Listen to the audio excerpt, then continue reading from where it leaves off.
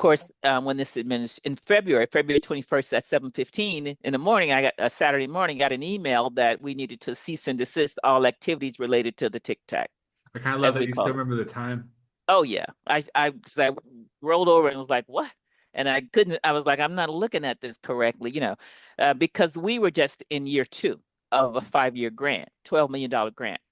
Now, of course, the money was going, the majority of the money was going to the communities. We got very, very little of it, and that's the way it should be. But the one response that I will never forget is that when we had a meeting with communities, because I was sharing this information about this, it just got this cease and desist, blah, blah, blah.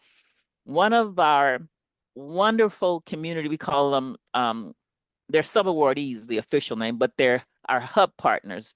They are the technical assistance centers, right? This one happens to be they work in Southern Delaware and in parts of rural Maryland. And she just said, but we have this community that needs our help, and was very emotional. I mean, we had people waiting in the wings who were, we were just getting to the point where what do you need and who can we get to, who's going to give it to you? And she was so emotional because she was like, this community is having a refinery built in their midst. People are still doing that from the early days. And so what this created, what this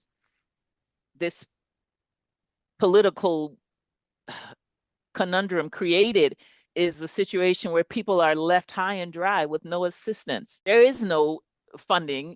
We had this moment, this in time, as Bernice said, well, there was funding. There was more funding than there's ever been for EJ communities. And I agree with you. I don't think that's going to happen to that extent again.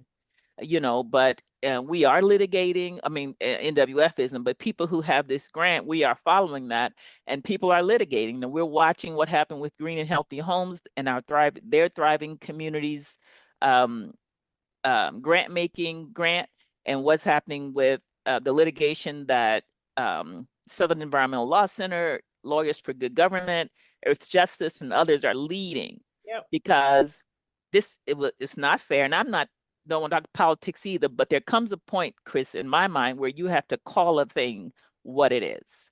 And, because anything else is ignoring history, ignoring where we are, and it's an insult to who we are Yeah. because we want to downplay it. And you can't do that and expect anything to change.